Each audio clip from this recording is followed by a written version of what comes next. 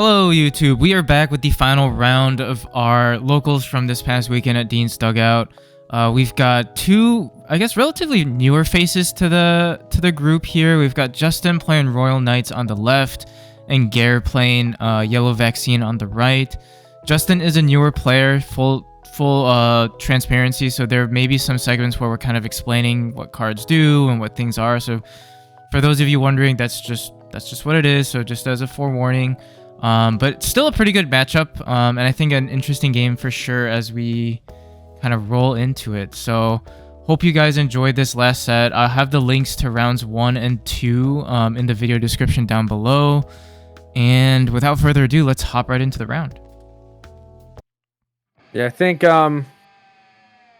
Justin showed up towards end of BT-14 with Royal Knights. Like, I think he was there like the locals, like a week or two before BT-14 dropped is when he started showing up. And Then Gare has been playing since late BT-12, I think. At least like with our local scene. I don't know how much he played before that. I don't recall exactly.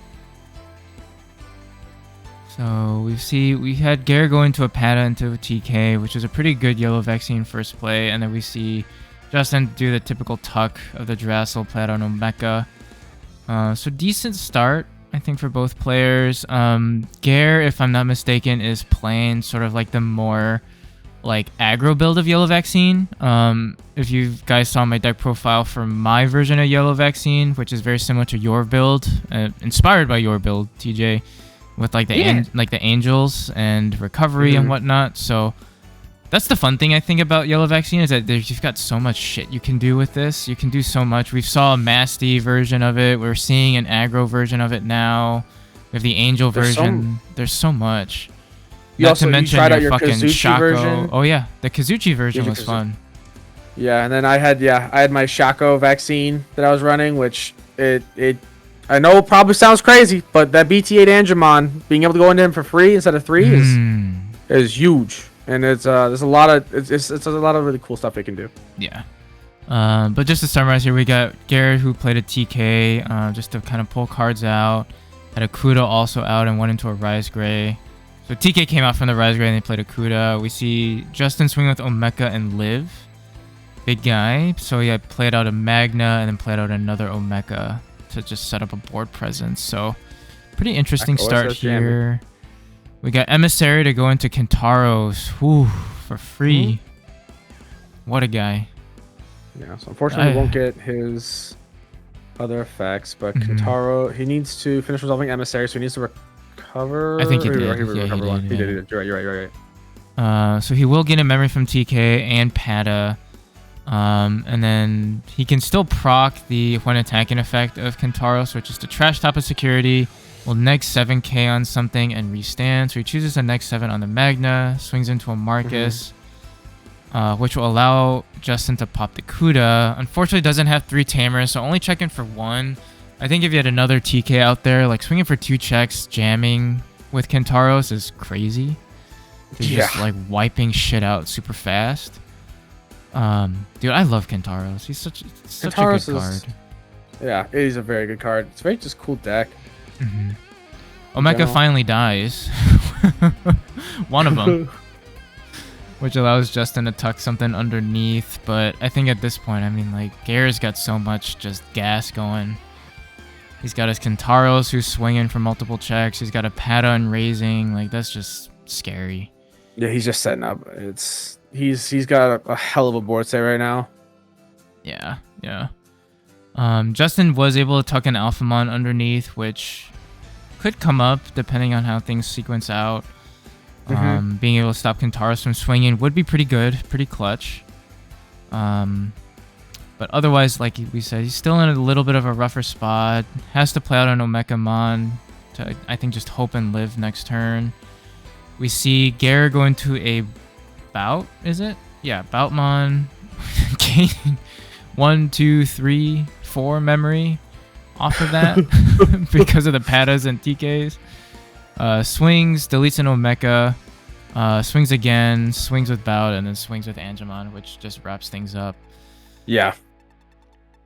Pretty, man, it's... But I think a pretty like good illustration, right, of what this like aggro Yellow Vaccine wants to do. Yeah, agreed. definitely. But yeah, I mean, like being able, like we saw that Bautmon come out like late in the game, but like Bautmon early game with jamming 2 checks and then sneaking into a Kentaros with like multiple checks. I mean that shit can go fast. Yeah, it can be. I mean, Kentaros is honestly a really good aggressive piece. He just suffers from like having weird like low end to utilize. But I mean, like everything else that like we're getting for like yellow and whatnot, he can kind of use some stuff. Like I've been sort of like theory crafting a build that uses yellow vaccine, like the line pretty much with the Kudamon Mitatamon stuff from EX5 and everything else. Yeah. Anyways, brainstorming. We see Gare Dukuda. Yeah, pretty good turn. I mean, getting the pillow in the back. Pillow can definitely be a little annoying for Royal Knights. Goes out and plays a Dynast to pick up another Dynast and a Gallantmon. Man, Justin for a new player is blinged out Royal Knights. Whew. If you're gonna bling out a deck, I mean that's a deck to bling out, that's for sure. Yeah. But Garrett does play a TK to pick up a Pata. Recovers 1 and passes turn. So Justin's go. He will almost flip over his cards, but tucks the Dynast underneath. Then's able to play out something. I think he's just debating. He's trying to confirm the effects. Yeah. So he knows what's going on.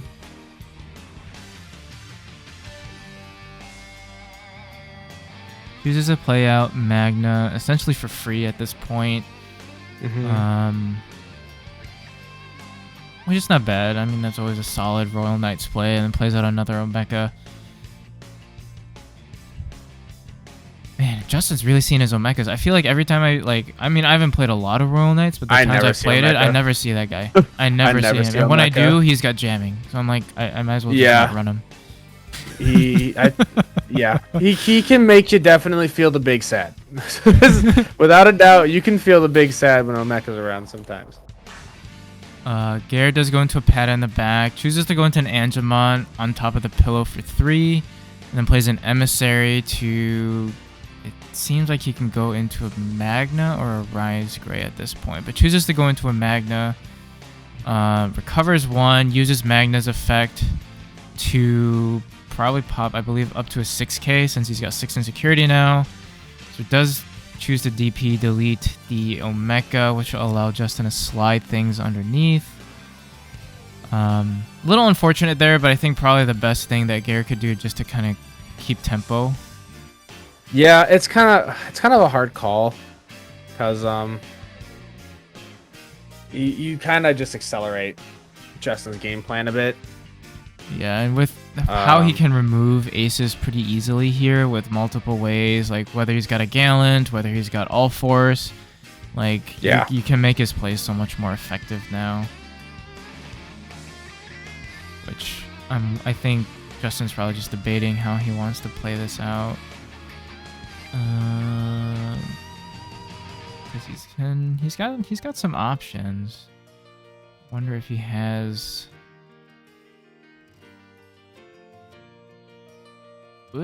He's like, oh, maybe. Yeah, he chooses to play the BT-12 Gallant. BT-12 Gallant. Interesting. So it does pass Gare over to 3. So the Magna Ace does end up living. Promotes the Pata. Unfortunately, doesn't have anything to Digivolve into. So just shuffles the security and calls it a day.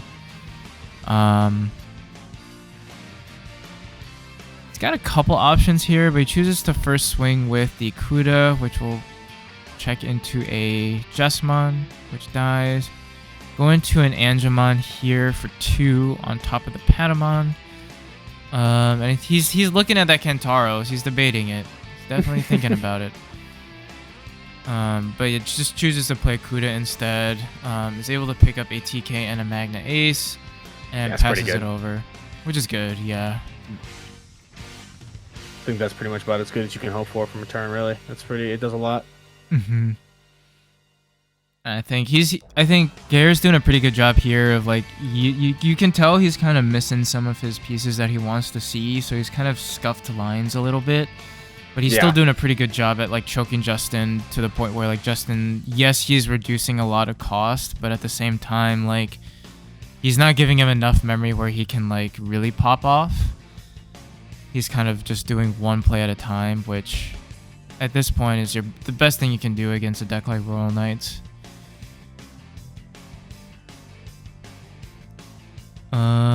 But I think we see... Is that the All-Force in hand? I think that's All-Force.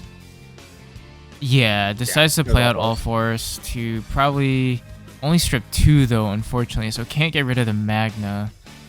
But we'll be able to strip, I'm assuming, the Angemon at this point and bounce one of those without a source back to hand. Yeah, he's just sort of kind of going over it. Looks like Gare was trying to get us some understanding of it as well. It's the top 2 sources, so it'll strip the Pata and Pillow, or not the Angemon and Pillow rather. Sorry, out of the Magna Ace stack there. Bounce the Kuda. And plays out a Marcus for 5.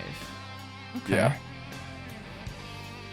So not bad. So now we'll definitely have 3 memory to be working with. So not a bad play. We see Gare go into a Pata in the back. And then chooses to go... Oh. Cycling back. Chooses to play a TK for 3. Add top card of security back to hand, and then we'll proc 1 from hand to go into the bottom of security. So reveals a Magna Angemon Ace, puts it at the bottom of security, gains 2 memory off of Patamon and TK. And then I think he's trying to find a way. Yeah, he just decides to swing with Magna Angie. Yeah, because he's got jamming.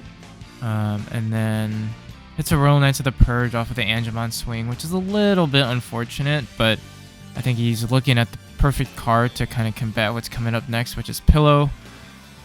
It is something that's kind of crazy with Yellow Vaccine, because they have such like easy access to jamming that they really just don't care about Royal Knight security. Like you can just swing with all your low end and say, yeah, okay. Yeah.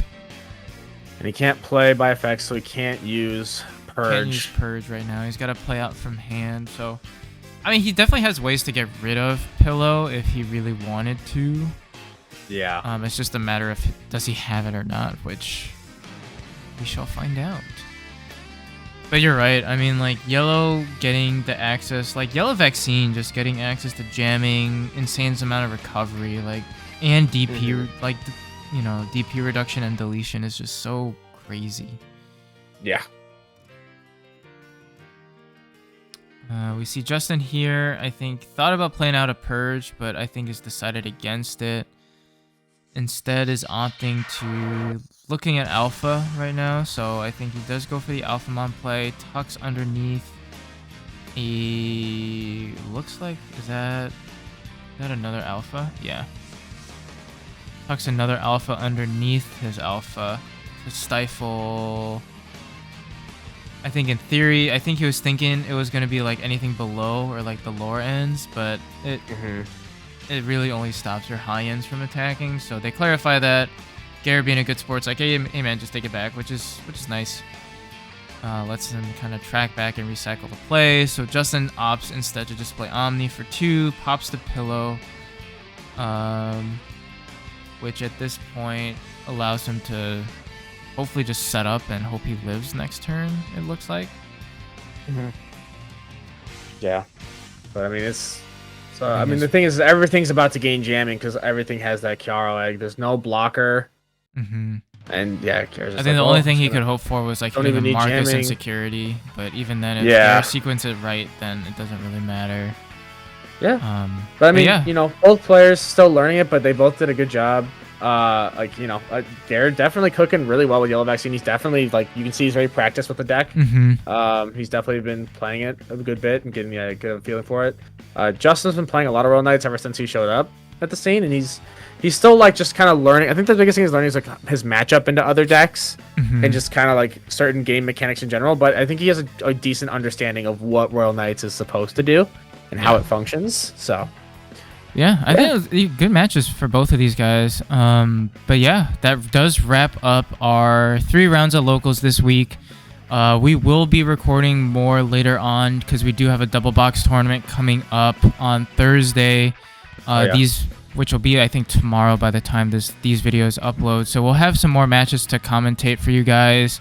Well, a couple more deck profiles also in the works as well. So be on the lookout for that. Thank you guys for tuning in. Thank you guys for all the support, and hopefully you guys enjoy this set once again. And we'll catch you on the next one. Bye-bye. Bye.